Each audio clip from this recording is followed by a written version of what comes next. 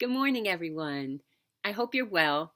I have this book that tells you like the events that happened on this particular day throughout the centuries. And I looked at today's, and in 1949, the Lone Ranger TV show premiered. Now, in all honesty, I've never watched any of them. I don't know anything about the show, not even the repeat episodes when they're on cable.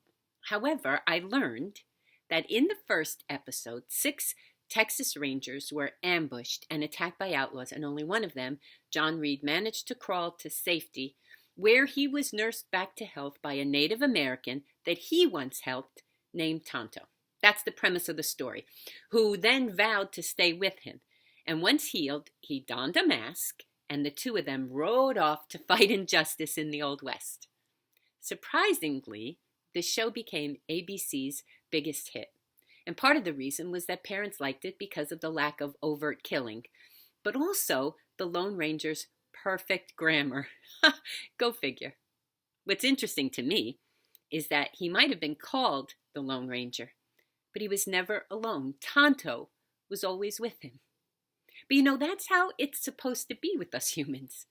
See, in the book of Genesis, we read how God was unhappy that his creation was alone. So he decided to make someone just like him that could be a companion. And then in Ecclesiastes, Solomon gives the benefits of having a companion over being alone.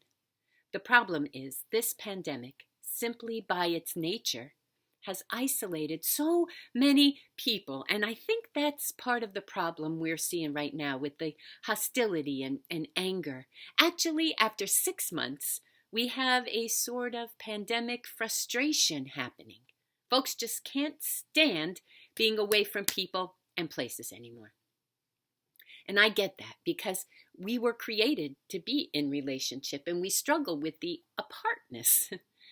But I think there's more. See, God also wants us to offer each other mutual respect, help, and encouragement. And lately, those aren't the characteristics that we've been seeing. We are so divided and angry, and this attitude of if you don't agree with me, you're wrong, bleeds into our families, our friends, our communities.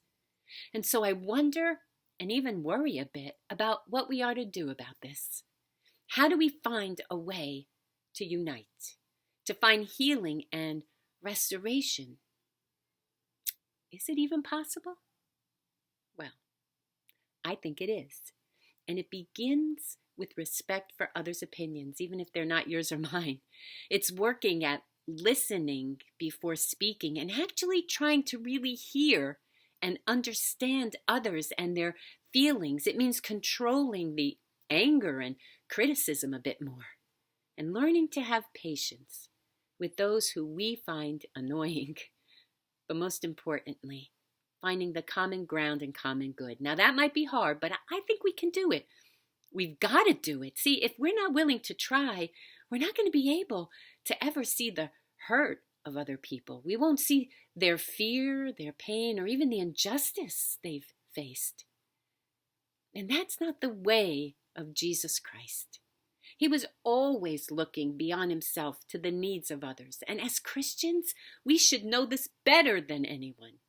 In fact, much of what we're to gain, learn, and experience from others is a reflection of the kind of connection God wants to have with us. He shows us glimpses of himself through some of the people he puts in our lives. And not only that, but you and I can also be a tangible expression of God's love for people through how we interact with, connect with, and care for them through our relationships.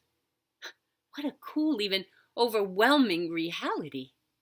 So maybe this week, that can be our goal, to work at seeing everyone, those we like and those we don't, those we agree with and those we don't, the way Jesus did.